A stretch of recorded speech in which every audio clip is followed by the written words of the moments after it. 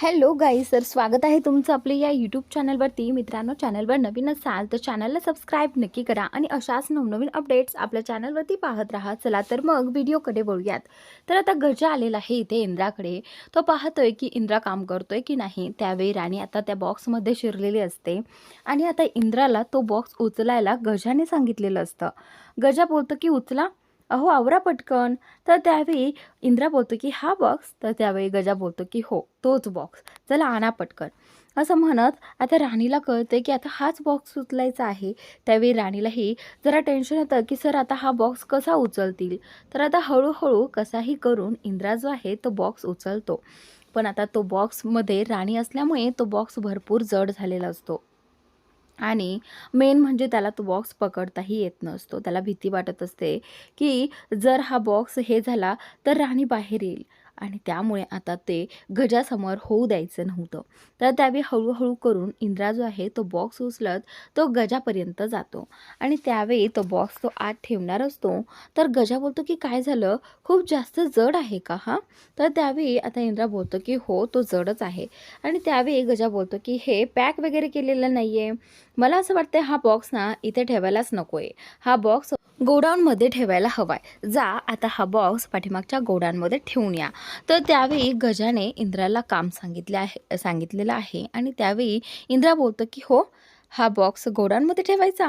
तर असं म्हटल्यानंतर आता त्यालाही टेन्शन येतं की इथली इथं चालता येणार आणि हा बॉक्स घेऊन मी कधी गोडाऊनमध्ये जाऊ. तर त्यावेळी गजाला त्याची मज्जा घ्यायची असते खरं तर आणि त्याचमुळे त्याने त्याला तो गोडाऊनमध्ये ठेवायला सांगितला. इकडे आता गजा इंद्राला हसत असतो आणि त्यानंतर ही राणी जी आहे तीही हसत असते, तिला मज्जा येत असते. तर आता इकडे महाडिकांच्या घरी दादासाहेब नाश्त्यासाठी आलेले असतात. त्यावेळी त्यांना दिसतं की उर्मिला, रत्नाई, अजित सगळेजण इथे आहेत. तर त्यावेळी दादासाहेब बोलतात की बरं झालं तुम्ही सगळे इथे आहात, मला ना तुमच्यासोबत बोलायचं आहे थोडं. तर त्यावेळी आता दादासाहेबांचं ऐकून उर्मिला त्यांच्याकडे पाहते. दादासाहेब बोलतात की सुनबाई, मी तुमच्यासोबत खूप चुकीचं वागलोय ना, मी तुम्हाला खूप त्रास दिलाय ना. तर त्यावेळी आता इथे उर्मिलाला कळत नाही की हे कशाबद्दल बोलताय. तर त्यावेळी दादासाहेब बोलतात की अहो काय आहे ना, एवढे दिवस घराच्या बाहेर राहिलो, कधीही चांगलं चुंगलं खायला भेटलं नाही, कधीही अन्नाला तरसलो आणि इथे आल्यानंतर असं झालं, मी किती खाऊ आणि काय काय खाऊ. त्यामुळे मी तुम्हाला ऑर्डर सोडत राहिलो, पण माझं चुकलंच, मी तुमचा विचारच केला नाही. तर त्यावेळी आता दादासाहेब बोलतात की मी इथून पुढे असं करणार नाही सुनबाई, तुम्हाला त्रास होईल असं मी वागणार नाही. तर आता इथे दादासाहेब उर्मिलाची माफी मागण्याचा प्रयत्न करताय हे अजितला दिसतं. त्यावेळी अजित बोलतो की दादासाहेब, तुम्ही काय बोलताय हे सगळं, अहो तुम्ही फक्त खायलाच मागितलं ना, त्यात काय आहे एवढं. तर त्यावेळी उर्मिला दादासाहेबांकडे पाहत असते आणि त्यानंतर इथे रत्नाईला देखील प्रश्न पडतो की दादासाहेबांना एवढं कसं काय उर्मिलाबद्दल वाईट वाटायला लागतंय, एवढे खरंच दादासाहेब बदलले असतील का. तर दादासाहेबांनी उर्मिलाची हात जोडून माफी मागितली आहे आणि हे सगळं रत्नाईने तिच्या डोळ्याने पाहिलं आहे. खरंच हा माणूस एवढा बदलला असेल. तर अजित दादासाहेबांना थांबवत असतो. अजित बोलत असतो की हे पहा दादासाहेब, असं माफी मागू नका. तर त्यानंतर आता इथे अजित बोलतो की त्या आबांमुळे माझ्या दादासाहेबांना एवढं अन्नासाठी तरसावं लागलं, मी कधीच त्यांना माफ करणार नाही. तर आता इकडे उर्मिलालाही कसं तरी वाटायला लागतं. उर्मिला उठते आणि बोलते की दादासाहेब, खरं तर माझंही चुकलंच, मी तुमच्याशी असं बोलायला नको होतं, पण काय करणार ना दादासाहेब, मला अशा कामाची सवयच नव्हती आणि अचानक एवढं काम केल्याने मला त्रास व्हायचा, त्यामुळे मी तोंडावरच बोलून टाकलं. खरं तर त्यासाठी मीही माफी मागते. असं म्हणत आता तीही दादासाहेबांची माफी मागते आणि इकडे उर्मिला दादासाहेबांना सजेस्ट करते की दादासाहेब, मी तुम्हाला एक सजेशन देऊ का, आपल्या घरात एक नोकरारी आपण ठेवू शकतो का, म्हणजे तुम्हाला जे हवं आहे ते तुम्ही तिला ऑर्डर देऊ शकता आणि तुम्हाला काहीही हवं असेल तर ती तुम्हाला करून देईल, मलाही त्रास होणार नाही आणि तुम्हालाही. तर त्यामुळे आता दादासाहेब बोलतात की ठीक आहे. खरं तर दादासाहेबांच्या मनात असं नसतं की नोकरांनी ठेवावी, पण आता उर्मिलाला आता एवढी माफी वगैरे मागितली म्हटल्यानंतर थोडंसं बोलावं तर लागणारच ना, म्हणून आता दादासाहेब बोलतात की ठीक आहे चालेल. तर आता उर्मिलाही खुश होते, पण रत्नाई मात्र खुश होत नाही, कारण तिला तर कळतच नसतं की हे दादासाहेब जे आहेत ते नक्की कसे आहेत. तर आता इंद्राने तो बॉक्स घेऊन चाललेला असतो, त्यामध्ये राणी बसलेली असते. तर आता इंद्रा बोलतो की खरं सांगू का राणी, मला या बॉक्समुळे पुढे काहीही दिसत नाहीये, आपण कुठे जातोय आणि कसं जातोय हे मला काहीच कळत नाहीये. तर आता राणी बोलते की थांबा सर, मी तुम्हाला सांगते की कुठे जायचं आणि कसं जायचं, कारण मला या बॉक्समधून दिसत आहे. तर त्यावेळी राणी इंद्राला दिशा सांगते आणि तशा प्रकारे इंद्रा देखील तिला घेऊन चाललेला असतो. त्यावेळी राणी हसत असते आणि इंद्राला मात्र इथे खूप जड झालेलं असतं, त्याला चालणं देखील होत नाहीये. तर त्यावेळी राणी बोलते की मला ना खरंच खूप मज्जा येत आहे. असं म्हणत म्हणत आता इंद्राने कसं बसं तो बॉक्स तिथे गोडाऊनमध्ये आणलेला आहे आणि फायनली तिला टेकवलेला आहे. आता तो लगेचच तो बॉक्स उघडतो आणि राणीला त्या बॉक्सच्या बाहेर काढतो. तर त्यावेळी बाहेर काढल्या काढल्यात इथे राणी त्याचा हात पकडते आणि लगेचच तिचा पाय घसरतो आणि ती त्याच्यावर येऊन पडते. तर त्यावेळी इंद्रा जो आहे तो तिला सावरतो आणि तिला बघतच राहतो. तर त्यावेळी त्या दोघांच्याही लक्षात येतं की आपण इथे गोडाऊनमध्ये आहे. तर तेवढ्यातच इंद्रा राणीला विचारू लागतो की राणी, तू इथे काय करतेस, तू कशासाठी आली होतीस, काय काम होतं. तर त्यावेळी राणी बोलते की सर, माझ्या ना गजाभाऊने बोललेलं लक्षात आलं आणि त्यामुळे मी इथे तुम्हाला सांगण्यासाठी आले. तर त्यावेळी इंद्रा बोलतो की म्हणजे काय, गजाभाऊने काय सांगितले. तर त्यावेळी राणी सांगू लागते की इंद्रा सर, हे पहा, गजाभाऊने सांगितलं नाही का महाडिकांच्या घरी एका नोकरची गरज आहे.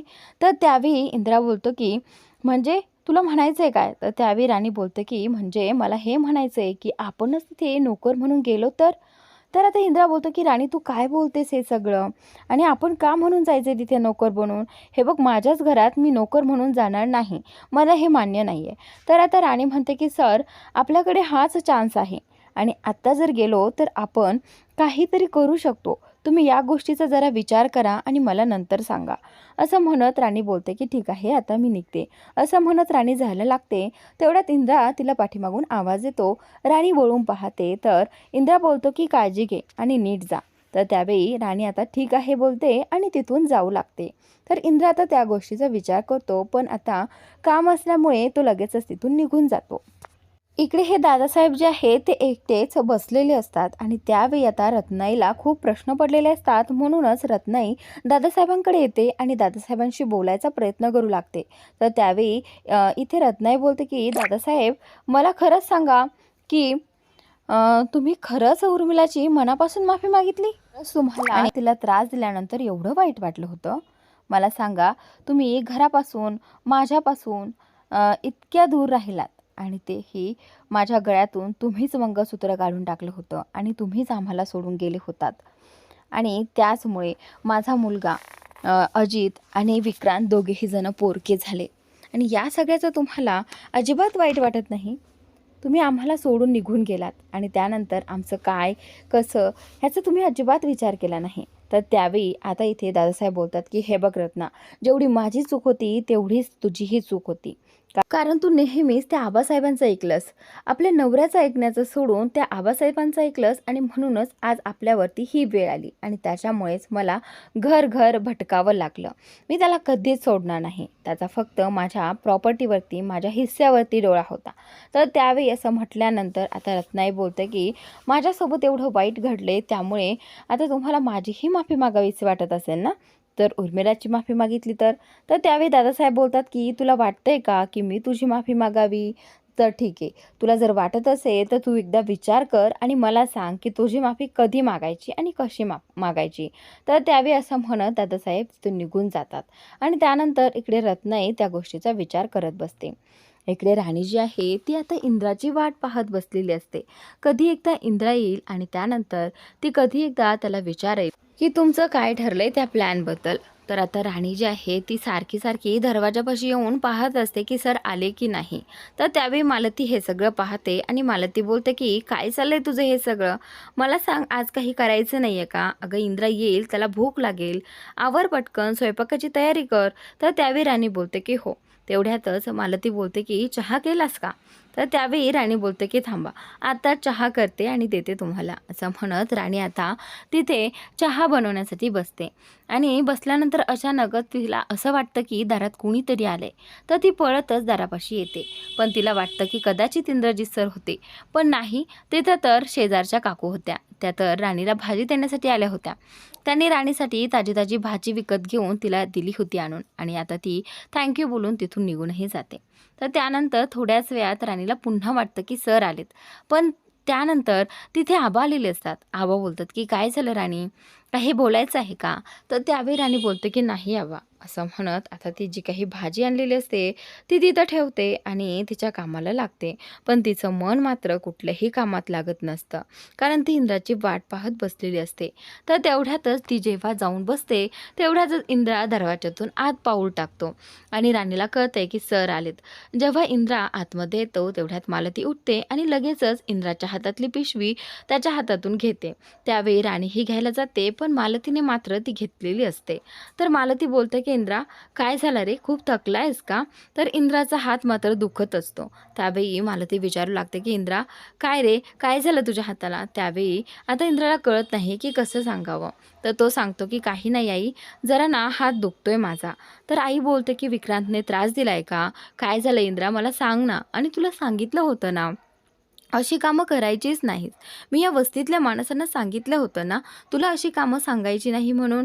तर त्यावेळी इंद्रा बोलतो की हे बघ आई, ते माझं सामान होतं. इंद्रा बोलून जातो. पण आता मला तिला याबद्दल काहीच कळत नाही, कारण तिला माहीतच नसतं माझं सामान म्हणजे नक्की काय. तेवढ्यात इंद्रा जो आहे तो बोलतो की अगं आई, तसं नाही, पण ते काम माझं होतं ना, आणि ते मलाच करावं लागणार होतं. तर त्यावेळी आता इथे मला ती बोलते की खूप जड होतं का रे? तर त्यावेळी इंद्रा सांगू लागतो की पण तसंही नाही, ते काय आहे नाही, मी नेहमी आडवं घ्यायचो ना, त्यावेळेस जास्त वजन लागायचं नाही, पण आज ना सरळ घेतलं त्यामुळे जास्त जड लागलं आणि ते घेताही आलं नाही. तर आता इकडे आबा हसत असतात. आबांना जरा जरा संशय आलेला असतो की नक्की काय चाललं इथे. तर त्यावेळी आता राणी इकडे हसत असते आणि त्याच नंतर इकडे हा जो विक्रांत आहे तो फोनवरती बोलत असतो. उर्मिला तिथे येते. उर्मिला त्याचं बोलणं ऐकते. विक्रांत जो आहे तो फॅक्टरीविषयी बोलत असतो आणि तो फॅक्टरी विकण्याच्या बाबतीत बोलत असतो. ती फॅक्टरी कितीपर्यंत जाईल अशी चर्चा त्याची फोनवरती चाललेली असते. त्यावेळी आता उर्मिला तिथेच थांबते. उर्मिलाला खूप मोठा धक्का बसतोय की कारण हा विक्रांत काय करतोय, विक्रांत असं का करतोय, तिलाही प्रश्न पडलेला असतो. तर आता विक्रांतचं फोनवरती बोलून होतं आणि त्यावेळी उर्मिला त्याला विचारायला जाते की विक्रांत, अरे तू काय करतोयस हे सगळं, तू फॅक्टरी विकण्याचं पाहतोयस का, तर हे असं का करतोयस तू? त्यावेळी विक्रांत सांगू लागतो की उर्मिला, मला ना त्या आबांचं नाव धुळीस मिळायचं आहे आणि म्हणूनच मी हे सगळं करणार आहे.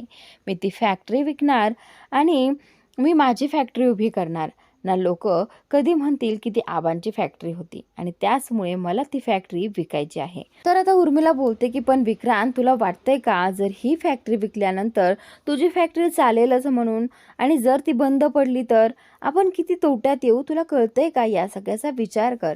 तर त्यावेळी विक्रांत बोलतो की ते काहीही असो, पण मला ही फॅक्टरी विकायची आहे. तर आता उर्मिलाला कळत नसतं की या विक्रांतला कसं समजावून सांगू, कारण विक्रांत कुणाचंही ऐकत नसतो. इकडे इंद्रा आणि राणी जवळजवळ बसलेले असतात आणि आबा तिथेच कॉटवरती बसलेले असतात. त्यावेळी राणीची कुजबूज चाललेली असते की सर, तुम्ही काय विचार केलाय? आपण इथे आबांना आणि मालती मॅडमला सांगायचं नाही हे सगळं आणि आपला प्लॅन करायचा आहे ना. तर त्यावेळी इंद्रा जो आहे तो म्हणत असतो की नाही राणी, आत्ता नाही. तर इंद्राला आत्ता तरी या विषयावर बोलायचं नसतं, त्याला जरा विचार करायचा असतो. पण राणी मात्र ऐकायला तयार होत नाही. राणीची कुजबूज सुरूच असते.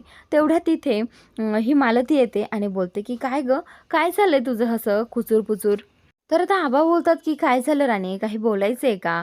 तर त्यावेळी आता इथे राणीला कळत नाही की काय करू, कारण इंद्रा जो आहे तो बोलायला नाही म्हणत असतो, पण राणीला मात्र तेच हवं असतं. तर त्यावेळी राणी उभी राहते आणि बोलते की आबा, मला ना तुमच्याशी बोलायचं आहे. पण इंद्रा जो आहे तो तिला थांबवतो. पण आबा जे आहे ते बोलतात की काय करतो इंद्रा, तिला बोलू देत ना, तिला काय बोलायचं आहे ते महत्त्वाचं असेल. तर त्यावेळी राणी बोलते की आबा, जेव्हापासून तुम्ही मला सांगितलंय की दादासाहेबांविषयी तेव्हापासून माझ्या डोक्यात फक्त एकच फिरते, काहीही करून आपण त्याचा शोध लावला पाहिजे. आणि त्यासाठी माझं असं म्हणणं आहे की आपण महाडिकांच्या आपल्या घरामध्ये नोकर म्हणून जावं आणि जेणेकरून तिथे जाऊन आपल्याला सगळी काही माहिती मिळेल आणि आपल्याला कळेल की नक्की खरं काय आहे आणि खोटं काय आहे. तर आता इंद्रा बोलतो की नाही राणी, आता ही वेळ नाही आहे. तर त्यावेळी ही जी मालती आहे ती बोलते की काय काय वेडी झाली आहेस का? नोकर म्हणून आपल्याच घरात जायचं, हे अजिबात मला मान्य नाही. तर त्यानंतर आता कसंबसं पुढील भागात राणी इंद्राला मनवते. इंद्राला कळतं की आपल्याकडे दुसरा कुठलाही पर्याय नसणार आहे त्या घरात शिरण्याचा, तर हाच एक पर्याय असणार आहे आणि हाच चान्स घेऊन आपल्याला त्या घरात जायचं आहे. राणीचा प्लॅन ऐकून इंद्रा देखील राणीची साथ देतो आणि तिच्यासोबत जाण्यास तयार होतो. तर त्यावेळी आबा देखील तयार असतातच आणि ही मालती जी आहे ती बोलतं की इंद्रा हे बघ, जर आपण तिथे जाऊनही आपण प्रयत्न करूनही आपल्याला आपलं घर मिळालं नाही, तर आता एकच काम करायचं, सगळ्यांनी माझं म्हणणं ऐकायचं. जर आपल्याला ते घर मिळालं नाही तर या राणीला देखील आपल्या आयुष्यात ठेवायचं नाही. मालतीला काहीही करून इंद्राच्या आयुष्यातून राणीला काढून टाकायचं असतं आणि तिचं कधीही हेच असतं. तर त्यानंतर इंद्रा आणि राणी दोघेही जण महाडिकांच्या घरी नोकर म्हणून काम करायला जायला तयार झालेले आहेत. तर मित्रांनो, आजचा भाग इथे संपतोय. पुढील भाग नक्की पहा आणि चॅनलला सबस्क्राईब नक्की करा, तुम्हाला नक्की आवडेल.